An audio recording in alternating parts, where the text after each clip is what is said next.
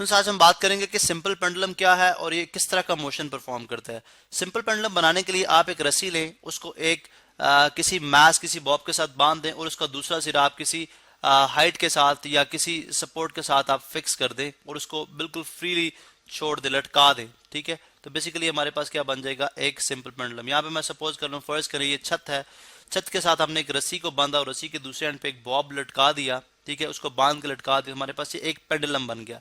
अब ये किस तरह से मूव करता है, हम इसको जो इसकी मीन पोजीशन है यानी जो रेस्ट पोजीशन है, स्टार्टिंग पोजीशन है, वहां से हम इसको मूव कराएंगे पोजीशन ए तक और जब ए से छोड़ेंगे रिलीज करेंगे तो आप देखेंगे कि इस तरह से मूव करना शुरू कर देगा, जिसको हम कहते हैं जी वाइब्रेटरी मोशन, यानी एक फिक्स पॉइंट के अलोंग इस तरह से क्या कर रहा है, वाइब्रेट कर रहा है। और अगर मैं अस्यूम कर लें यानी फर्ज कर लें कि ये जो स्ट्रिंग है, ये रस्सी है, ये इनएक्सटेंसिबल है, इसमें लचक नहीं है, इस जहां पे आपने इसको बांधा है इसके दरमियान फ्रिक्शन भी नहीं है, यानी सपोर्ट और इस रस्सी के दरमियान फ्रिक्शन नहीं है और इसी तरह एयर रेजिस्टेंस जो हवा का दबाव है वो भी नहीं है। तो ये हम देखेंगे कि जो पेंडुलम है ये इस तरह से वाइब्रेट करता रहेगा। ठीक है, अब हम देखते हैं कि सबसे पहली बात तो ये समझ आती है जी, सिंपल पेंडुलम का जो वाइब्रेशन जो मोशन है उसको हम क्या कहते हैं, वाइब्रेटरी मोशन। सबसे पहली तो बात समझ आती है कि ये एक वाइब्रेटरी मोशन है। ठीक है, दिस इज वाइब्रेटरी, हम आर प्रॉपर लिखते हैं, this is vibratory, this is B. ठीक है, दिस इज वाइब्रेटरी मोशन।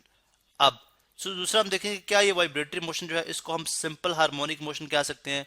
उसके लिए हमें इसको थोड़ा सा डिटेल में स्टडी करना पड़ेगा। अब हम देखते हैं कि फर्ज करें आप जब आप इस ऑब्जेक्ट को स्टार्ट में अगर आप देखें तो इसका वेट डाउनवर्ड एट कर रहा है which is equal to m g, m is a mass और जी ग्रेविटेशनल एक्सेलरेशन है, टी जो है इसके अंदर टेंशन है जो कि अपवर्ड डायरेक्शन में मूव कर जो लग रही है, जिसका मतलब है अगर ये एट रेस्ट है तो मीन टेंशन और जो इसका वेट है वापस में क्या है, बैलेंस है। इसी वजह से ना ये जो बॉब टूट के नीचे आ रहा है ना इसको स्ट्रिंग जो है वो ऊपर मूव करा रही है, तो ये एट रेस्ट में है, जिससे हमें ये बात समझ आती है कि टेंशन और वेट जो आपस में क्या है, बैलेंस है। अब हमने क्या किया, जब हमने इस ऑब्जेक्ट को टुवर्ड्स राइट साइड पे, यानी इसका मैं डिस्टेंस लूंगा, इसके मैं जो डिस्टेंस कंसिडर करूंगा वो सेंटर से कंसिडर करूंगा।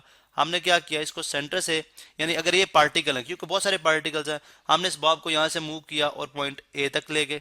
ठीक है, यानी बल्कि मैं इस तरह सपोज करूंगा, इस तरह शो करूंगा, ये हमारे पास क्या है, ये हमारे पास जो मैक्सिमम यानी एक डायरेक्टेड डिस्टेंस है, इसको हम कहते हैं जी जो हमारे पास डायरेक्टेड डिस्टेंस, एक डायरेक्शन में जो डिस्टेंस है हमारे पास डिस्प्लेसमेंट कहलाता है। लेकिन ओ से ए तक जो मैक्सिमम डिस्प्लेसमेंट है इसको हम एम्पलीट्यूड कहते हैं। लेकिन यहाँ पे हम सिंपल एक्स यूज करेंगे, एक्स वो डिस्टेंस है जो दोनों साइड पे सेम होगा अगर हमारी कंडीशंस क्या होंगी, आइडियल होंगी। आइडियल से मुराद कि हम जैसे हमने बात की फ्रिक्शन ना हो, ठीक है, एयर रेजिस्टेंस ना हो, तो ये हमारे पास आइडियल कंडीशन है। जितना ये टुवर्ड्स ए डिस्टेंस ट्रेवल करेगा ओ से उतना ही टुवर्ड्स बी ट्रेवल करेगा। अब हम देखते हैं कि हमें बात समझ आती है कि मैं इस पर जितनी फोर्स लगाता हूँ उतना ही ये एक्स बढ़ता जाता है, यानी आप देखें जितनी मैं इसको फोर्स लगाऊंगा उतना ही एक्स बढ़ता जाएगा। मीन के एफ इज प्रोपोर्शनल टू, यहाँ पे क्या है, यहाँ पे हम शो कर देते हैं एफ जो है वो प्रोपोर्शनल है किस चीज के, डिस्प्लेसमेंट के, एक्स के। ठीक है, अब चूंकि अब सबसे बड़ी बात है कि हमें फोर्स क्यों लगानी पड़ रही है, फोर्स हमें इसलिए लगानी पड़ रही है कि अगर आप देखें तो ये ऑब्जेक्ट जो है वो एक हाइट गेन कर रहा है, यानी हाइट गेन किसके अगेंस्ट कर रहा है, ग्रेविटेशनल एक्सेलरेशन की। आपको पता है ग्रेविटी हर एक चीज को टुवर्ड्स सेंटर खींचती है, ये ग्रेविटी हर एक चीज को टुवर्ड्स सेंटर खींच रही है। अब इसने अपने, अगर आप ये देखें तो अपने मीन पोजीशन से एक सर्टेन हाइट गेन की है, ये इसकी हाइट है जो इसने ग्रेविटी के अगेंस्ट हमने इसके ऊपर वर्क करके इसको इस पोजीशन पे लेके आए हैं। इसका मतलब है कि ये जो हमने फोर्स, हमें इसलिए फोर्स लगानी पड़ी कि हम ग्रेविटी के अगेंस्ट काम कर रहे हैं। अब ये जब हम इसको पॉइंट ए पे लेके आते हैं तो आप देखेंगे स्टार्ट में जब हम इसको यहां से छोड़ेंगे तो बहुत तेजी से इसकी वेलोसिटी में चेंज आएगा, यानी यहाँ पे एक्सेलरेशन क्या होगा, जब इसको छोड़ेंगे तो पहले जीरो वेलोसिटी थी, जब आप इसको रोका हो तो वेलोसिटी जीरो थी, जब आप जैसे आपने इसको छोड़ा तो बहुत तेजी से ये अपनी मीन पोजीशन की तरफ आएगा।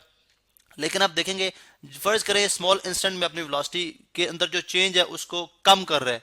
अब बेसिकली ये क्या है, एक्सेलरेशन है, मीन के मैक्सिमम पोजीशन पे यहाँ पे स्टार्ट में जैसे आप इसको छोड़ेंगे तो वेलोसिटी बहुत तेजी से बढ़ेगी और फिर आहिस्ता से बढ़ती जाएगी। मीन के वेलोसिटी इंक्रीज कर रही है लेकिन डिक्रीजिंग रेट के ऊपर। हम सिंपल कह सकते हैं कि वेलोसिटी जो है यहाँ पे वो इंक्रीज कर रही है फ्रॉम पॉइंट ए टूवर्ड्स ओ, ठीक है, लेकिन डिक्रीजिंग रेट के ऊपर। लेकिन इसका मतलब ये हुआ कि वेलोसिटी की भी डायरेक्शन टुवर्ड्स मीन पोजीशन है और एक्सेलरेशन की डायरेक्शन भी टुवर्ड्स मीन पोजीशन है। ठीक है, दूसरी तरफ हम जब ओ पे पहुंचते हैं तो आपको पता है कि यहाँ पे इसकी वेलोसिटी क्या हो जाती है, मैक्सिमम हो जाती है। जब वेलोसिटी इसकी यहाँ पे, थोड़ा सा मैं इसको ड्रैग डाउन करता हूँ, ठीक है, ताकि हम इसको प्रॉपरली लिख सके। वेलोसिटी इसकी यहाँ पे क्या है, मैक्सिमम। ठीक है, वेलोसिटी यहाँ पे इसकी क्या है, v क्या है, मैक्सिमम है। और यहाँ पे इसका एक्सेलरेशन क्या होगा, जीरो, यानी मीन पोजीशन पे एक्सेलरेशन क्या हो जाएगा, जीरो हो जाएगा, ठीक है। यानी यहाँ पे वेलोसिटी चेंज नहीं हो रही, क्योंकि नेट फोर्स ही नहीं है यहाँ पे। नेट फोर्स क्योंकि बिकॉज वो वापस टेंशन और जो वेट एक दूसरे को बैलेंस करते हैं, नेट फोर्स जब एब्सेंस होगी तो मीन की एक्सेलरेशन भी क्या होगा, जीरो होगा। अब जैसे ये body from point O to B की तरफ जाएगी तो इसकी वेलोसिटी के अंदर कमी आना शुरू हो जाएगी, ठीक है। वेलोसिटी इसकी डिक्रीज होना शुरू हो जाएगी एट इंक्रीजिंग रेट, ठीक है। यानी इसके क्या मतलब हुआ कि वेलोसिटी यहाँ पे थोड़ी इंक्रीज होगी, फिर यहाँ पे उससे ज्यादा इंक्रीज होगी, यानी एक सर्टेन टाइम के लिए। फर्ज करें 5 सेकंड के लिए अगर वेलोसिटी में तो जितना चेंज आया था, अगले 5 सेकंड में उससे ज्यादा आएगा, अगले 5 सेकंड में उससे भी ज्यादा आएगा, अगले 5 सेकंड में उससे भी ज्यादा आएगा। तो यहाँ पे हमें समझ आती है कि वेलोसिटी जो डिक्रीज होती है वो इंक्रीजिंग रेट पे होती है। मीन के जैसे जैसे ये ऑब्जेक्ट जो है वो ओ से बी की तरफ मूव करता जाएगा, इसका एक्सेलरेशन इंक्रीज होता जाएगा, ठीक है। इसका एक्सेलरेशन जो है वो इंक्रीज होता जाएगा। बेसिकली क्या मतलब हुआ इसका कि यानी जो एक्सेलरेशन होगा वो बेसिकली नेगेटिव होगा। क्यों? बिकॉज ये बॉडी की इस वेलोसिटी को रोक रहा है, उसको रेजिस्ट कर रहा है, क्योंकि बॉडी जो है वो ग्रेविटेशनल एक्सेलरेशन के अगेंस्ट जो है वो हाइट अटेन कर रही है। अब हम ये बात जानते हैं कि ग्रेविटेशनल एक्सेलरेशन के अगेंस्ट हाइट अटेन करने के लिए हमें फोर्स चाहिए होती है। ये वही फोर्स है जो कि आहिस्ता आहिस्ता क्या हो रही है, कन्वर्ट हो रही है एक अदर फॉर्म ऑफ एनर्जी में, जिसको हम फर्दर डिटेल में स्टडी करेंगे। लेकिन यहाँ पे हमें समझ आती है जी कि वेलोसिटी अगर इस डायरेक्शन में है तो एक्सेलरेशन आपका किधर होगा, टूवर्ड्स मीन पोजीशन होगा। बिकॉज ये बेसिकली ये डीसेलरेशन होता है, जिसको हम कहते हैं जी कि, या जिसको हम नेगेटिव एक्सेलरेशन भी कहते हैं। यानी हम ये बोलेंगे कि ओ से बी तक डीसेलरेशन होगा, या हम इसको इस तरह भी कह सकते हैं कि एक्सेलरेशन जो है वो वेलोसिटी के ऑपोजिट डायरेक्शन में हो जाएगा, जिसको मैंने यहाँ पे एरो पे शो कर दिया, ठीक है। तो यहाँ से हमें समझ आती है जी कि जब ये इसकी एक्सट्रीम पोजीशन है, ये एक्सट्रीम है, एक एक्सट्रीम है, ठीक है, मैक्सिमम, ये दूसरी एक्सट्रीम है, ठीक है। और इसी तरह जहां से इसने स्टार्ट किया था वो क्या है, इसकी मीन पोजीशन। तो यहां से हमें जो कुछ रिजल्ट्स मिलते हैं वो ये मिलते हैं कि आपकी एक्सट्रीम पोजीशन पे एक्सेलरेशन मैक्सिमम होगा, ए जो है स्मॉल ए से लिख रहा हूं मैक्सिमम, इस एक्सेलरेशन यहाँ पे भी एक्सेलरेशन क्या होगा, मैक्सिमम होगा। लेकिन एक्सट्रीम पोजीशन पे वेलोसिटी क्या होगी, during motion zero, extreme position पे वेलोसिटी क्या होगी, जीरो। जबकि मीन पोजीशन पे एक्सेलरेशन जीरो है और वेलोसिटी क्या है, maximum. This is V which is called velocity, जो कि है हमारे पास मैक्सिमम। अब एक तो बात ही है, दूसरी बात हम ये देखते हैं कि आप जितना यानी मीन पोजीशन अगर आप देखें तो मीन पोजीशन से जो डिस्प्लेसमेंट की डायरेक्शन है टुवर्ड्स राइट साइड के ऊपर है, और जो एक्सेलरेशन है वो इसके अपोजिट है, ठीक है। इसी तरह से जैसे ही आप डिस्प्लेसमेंट यानी मीन पोजीशन से डिस्प्लेसमेंट टुवर्ड्स लेफ्ट साइड लेते हैं, ठीक है, तो एक्सेलरेशन आपका क्या है, उसके यानी डिस्प्लेसमेंट इस तरफ है, ये डी है, और एक्सेलरेशन क्या है, उसके ऑपोजिट। यानी पहले डिस्प्लेसमेंट ये था और एक्सेलरेशन ये था। ये डिस्प्लेसमेंट था जिसको मैं एक्स कह रहा हूँ, बल्कि हम इसको एक्स ही लिखेंगे, ठीक है, इसको हम एक्स ही लिखते हैं। चले, ये पहले डिस्प्लेसमेंट राइट साइड पे था और एक्सेलरेशन ऑपोजिट। डिस्प्लेसमेंट आपका लेफ्ट साइड पे है, ठीक है, एक्स, और एक्सेलरेशन जो है जिसको हम नेगेटिव एक्सेलरेशन भी कहते हैं सिंपल वर्ड्स में। अब यहाँ पे एक्सेलरेशन क्या है, अपोजिट डायरेक्शन में है। तो मीन हमें ये समझ आती है कि एक्सेलरेशन और डिस्प्लेसमेंट की direction throughout the motion opposite रहती है। तो अगर according to Newton second law of motion F is equal to होता है एम ए।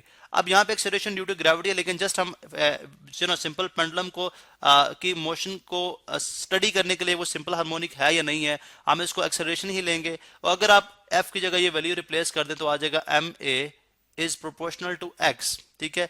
मीन के मास तो इस बॉब का कांस्टेंट है, वो चेंज नहीं होगा। तो मीन पीछे क्या रह जाता है, एक्सेलरेशन जो है वो डिस्प्लेसमेंट के डायरेक्टली प्रोपोर्शनल है। और दूसरी बात है कि हमने अभी स्टडी किया कि दोनों की डायरेक्शन एक्सेलरेशन और डिस्प्लेसमेंट की डायरेक्शन ऑपोजिट रहती है। मैथमेटिकली इस चीज को शो करने के लिए हम नेगेटिव का साइन इंट्रोड्यूस कराएंगे। तो हमें यहाँ से बात समझ आती है कि अगर एक्सेलरेशन बढ़े, अगर डिस्प्लेसमेंट बढ़ेगा तो एक्सेलरेशन बढ़ेगा, डिस्प्लेसमेंट कम होगा तो एक्सेलरेशन भी कम होगा, दोनों की डायरेक्शन ऑपोजिट होगी। ऐसा वाइब्रेटरी मोशन जो इस कंडीशन को फुलफिल करता है वो हमारे पास कहलाता है सिंपल हार्मोनिक मोशन। तो मालूम हुआ मास अटैच टू स्प्रिंग की तरह जो आपका सिंपल पेंडुलम है वो भी सिंपल हार्मोनिक मोशन ही परफॉर्म करता है।